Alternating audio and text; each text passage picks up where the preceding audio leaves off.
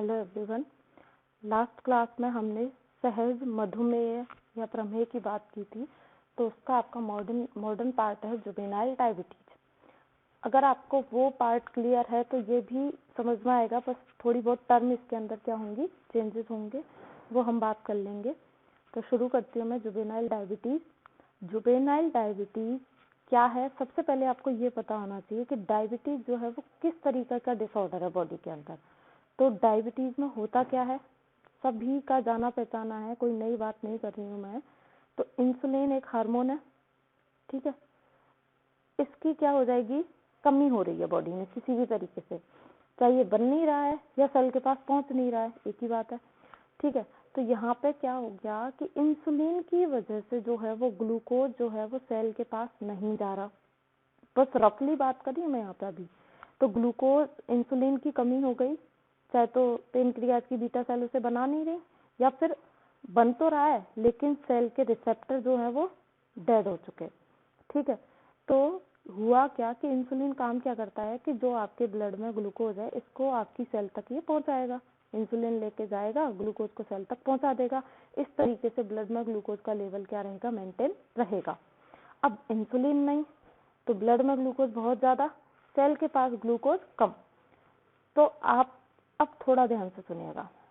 तो ब्लड में ग्लूकोज ज्यादा तो आप क्या बोलोगे, hyperglycaemia in blood and hypoglycaemia in cells. Clear है? क्योंकि सेल के पास तो ग्लूकोज जा ही नहीं रहा, सेल मर रही है, उसको ग्लूकोज चाहिए लेकिन ग्लूकोज पहुंचाने वाला इंसुलिन ही नहीं है। तो सेल के अंदर हाइपोग्लाइसीमिया एंड ब्लड के अंदर हाइपरग्लाइसीमिया। क्लियर बात? याद रखिएगा, आगे काम आएगी आपको ये बात। अब मैं शुरू करती हूँ बेसिक से इसको। तो अभी इतना क्लियर है कि इंसुलिन नहीं था, इंसुलिन ग्लूकोज को नहीं पहुंचा पाया, कहने का मतलब है। और पेनक्रियाज को आपकी एंडोक्राइन ग्लैंड के अंदर रखा गया है, तो इसलिए इसको बोल दिया it is the most common endocrine metabolic disorder. क्योंकि ग्लूकोज इन्वॉल्व है इसलिए endocrine metabolic disorder characterized by wide range of metabolic abnormalities of carb, protein and fat। इनके एबनॉर्मल होने की वजह से, इंसुलिन की नहीं होने की वजह से क्या हो जाएगा, बच्चों के अंदर जुवेनाइल डायबिटीज हो जाएगी। Diabetes mellitus is a chronic disease, लंबे टाइम तक चलती है, क्लियर बात है। Characterised by hyperglycaemia in blood and glycosuria. अब जब ब्लड के अंदर हाइपरग्लाइसीमिया है और ब्लड का फिल्ट्रेशन कौन करेगा, किडनी करेगी, तो वो ग्लूकोज को ले जाएगी अपने साथ और यूरिन में ग्लूकोज को बाहर निकालेगी, इसीलिए हाइपरग्लाइसीमिया इन ब्लड, ग्लाइकोसूरिया ये देखने को आपको मिलेगा, ठीक है। तो इसके अंदर मेनली होगा क्या कि ब्लड में तो ग्लूकोज बढ़ जाएगा और यूरिन में ग्लूकोज पास आउट हो जाएगा और सेल के पास ग्लूकोज की क्या हो जाएगी, कमी हो जाएगी। अब हुआ क्यों? क्योंकि इंसुलिन जो है उसका सिक्रीशन में कोई डिफेक्ट है, या तो पेनक्रियाज की बीटा सेल में गड़बड़ी थी, इंसुलिन नहीं बन रहा, और इंसुलिन एक्शन, और इंसुलिन बन रहा है, भर भर के शरीर में इंसुलिन है, लेकिन सेल पर जो इंसुलिन के रिसेप्टर होते हैं इन्हीं को एंटीबॉडी मार डाली, यानी कि एंटीबॉडी ने ये रिसेप्टर को ही किल कर दिया, ठीक है। इसीलिए इसको ऑटो इम्यून डिसऑर्डर भी हम कह सकते हैं। तो हुआ क्या कि इंसुलिन के सिक्रीशन में अगर डिफेक्ट है या इंसुलिन के एक्शन में डिफेक्ट है तो जुवेनाइल डायबिटीज हो सकती है। अब दो तरीके का डायबिटीज को दो पार्ट में भी हम डिवाइड कर सकते हैं कि एक तो बच्चों में डायबिटीज हो रही है, एक एडल्ट में डायबिटीज हो रही है। तो बच्चों में जो डायबिटीज होती है वो रैपिड ऑनसेट होता है, क्योंकि पैदाइशी मिला है तो अचानक से हो जाएगा।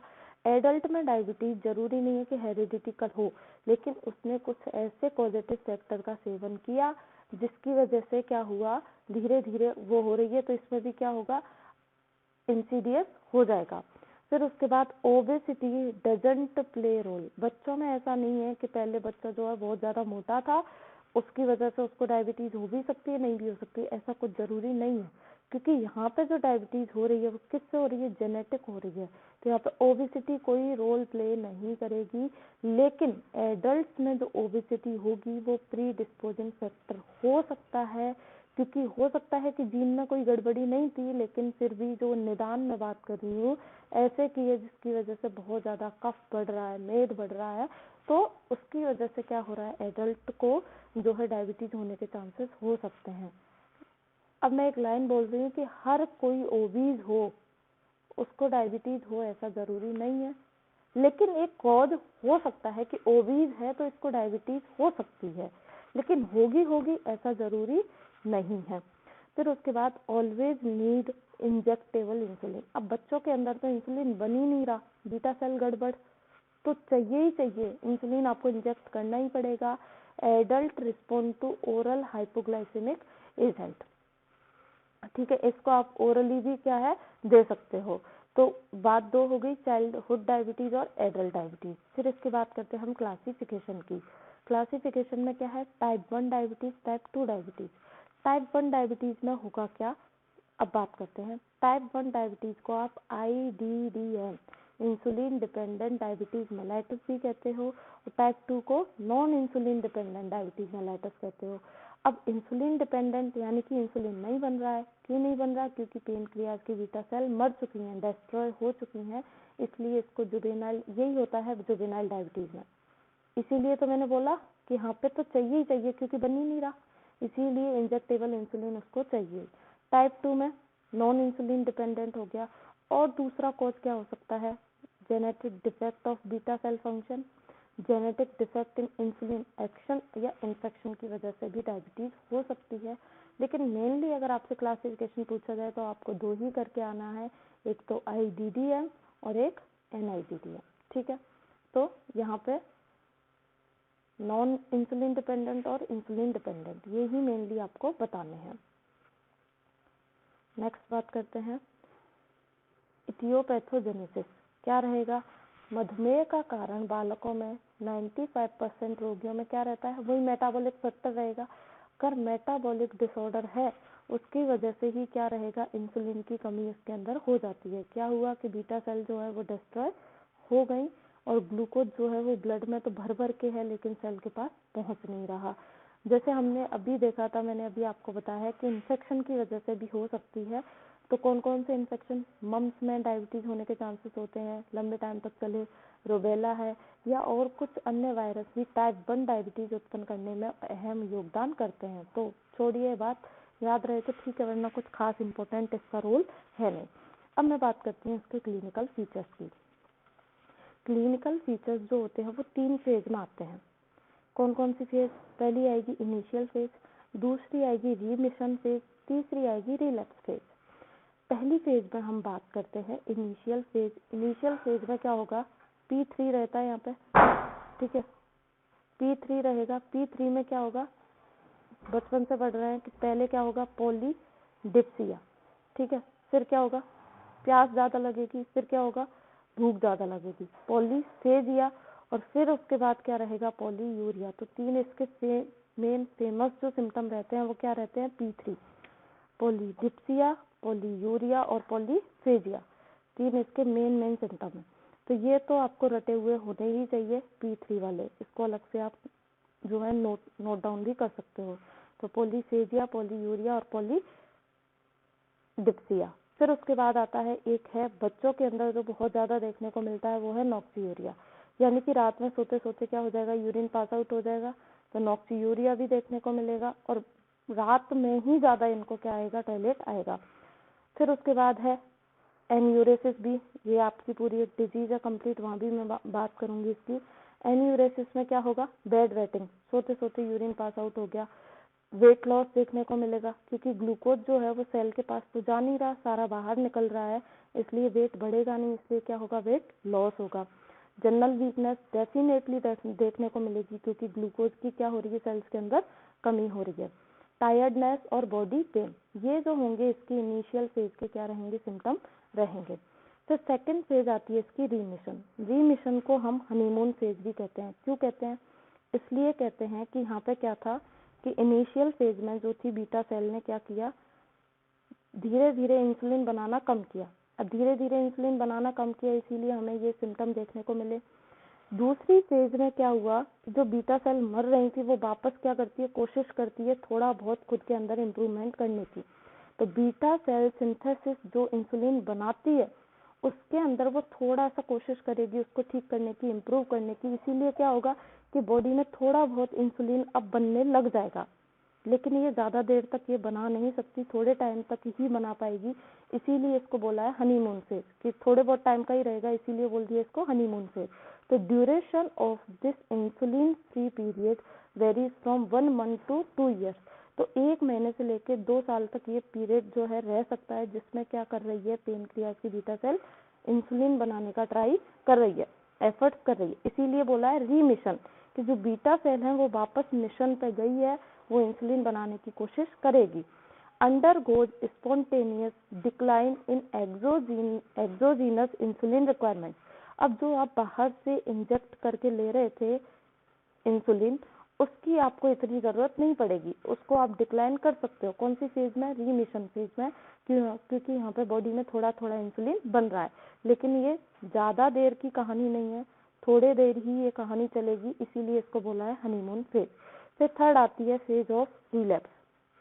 अब इसमें बीटा सेल क्या कर देगी, अपने हाथ खड़े कर देगी कि अब नहीं बन रहा हमसे इंसुलिन।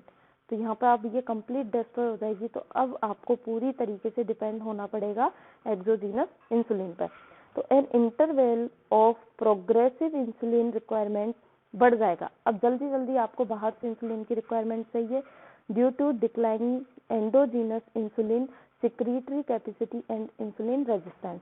क्या हुआ कि यहाँ पे थोड़ी सी देर के लिए एक्सोजीनस जो रिक्वायरमेंट थी वो कम हो गई, लेकिन यहाँ पे अब क्या हुआ, जो एंडोजीनस रिक्वायरमेंट है वो कम हो गई। यानी कि अब इंसुलिन शरीर में बन नहीं रहा है, इसीलिए आपको क्या चाहिए, बाहर से चाहिए। तो फेज ऑफ रिलैप्स में क्या होगा कि एंडोजीनस जो रीमिशन पे जो सेल्स गई थी वो वापस से अपना काम कम कर देंगी और आपको बाहर से इंसुलिन चाहिए ही चाहिए।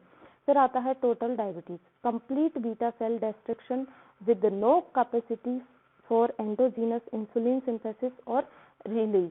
यानी कि अब बिल्कुल भी जो फेज ऑफ रिलैप्स थी उसमें थोड़ा बहुत बन रहा था, लेकिन यहाँ पूरा का पूरा काम खत्म, बीटा सेल मर चुकी है या रिसेप्टर्स थे वो मर चुके हैं। अब आपको बाहर से इंसुलिन चाहिए ही चाहिए। It is a irreversible stage, यानी कि एक बार डायबिटीज इस फेज में पहुंच चुकी है तो अब आप वापस से बीटा सेल को जो है एक्टिव नहीं कर सकते। अब आपको लाइफ टाइम जो इंसुलिन होगा वो इंजेक्ट फॉर्म में ही लेना पड़ेगा।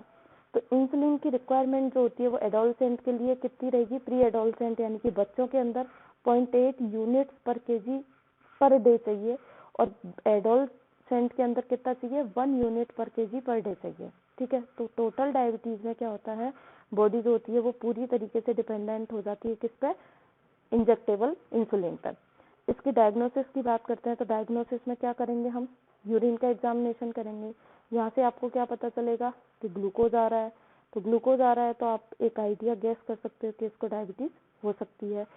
फास्टिंग ब्लड शुगर लोगे आप, तो फास्टिंग ब्लड शुगर जो होगी वो 100 to 126 mg पर DL देखने को मिलेगी। नॉर्मल जो फास्टिंग शुगर होती है वो 70 to 110 जो है वो देखने को मिलती है एक नॉर्मल पर्सन के अंदर, लेकिन जो डायबिटिक होगा उसके अंदर कितनी देखने को मिलेगी आपको, अबव 100, बिटवीन 1। अब इसकी अलग अलग वैल्यू है, आप इतना मत याद रखिएगा, केवल एक ही याद रखनी है आपको, 100 to 126 mg पर DL फास्टिंग शुगर मिलेगी। रैंडम जब आप देखोगे कभी भी आपने खाने के पहले बाद में रैंडम कभी भी ली तो वो आपको 200 से ज्यादा बढ़ी हुई मिलेगी। और इसके अंदर एक और टेस्ट करवा के देखेंगे हम, ओरल ग्लूकोज टॉलरेंस टेस्ट। तो इस तरीके से हम डायग्नोस करके जुवेनाइल डायबिटीज का पता लगा सकते हैं। फिर उसके बाद है इसका मैनेजमेंट। तो मैनेजमेंट की तो एक क्लियर बात है कि इंसुलिन बन ही नहीं रहा है शरीर में, तो आप चाहे कुछ भी कर लीजिए आपको इंसुलिन बाहर से ही लेना पड़ेगा। तो इसके लिए इंसुलिन एडमिनिस्ट्रेशन डेली डोज कितना रहेगा बच्चों में, 0.5 यूनिट जो है इंसुलिन आपको डेली इंजेक्ट करना ही पड़ेगा। बाकी आप डाइटरी मैनेजमेंट भी कर सकते हो टोटल एनर्जी इनटेक में, कि जैसे जो है फैट ज़्यादा नहीं ले रहे हैं, कार्ब ज़्यादा नहीं ले रहे हैं, जैसे ग्लूकोज जो लेवल है वो ब्लड के अंदर मेंटेन रहे। लेकिन डेफिनेट ट्रीटमेंट तो इसका यही है कि आपको डेली जब तक जिंदा हैं तब तक डेली इंसुलिन इंजेक्ट करना पड़ेगा। इसीलिए आयुर्वेद में इस व्याधि को किसके अंदर रखा गया है? याप्य के अंदर। क्लियर है बात? तो ये जो टॉपिक है जुवेनाइल डायबिटीज वो पढ़िएगा आप, और कुछ नहीं समझ में आए तो पूछिएगा।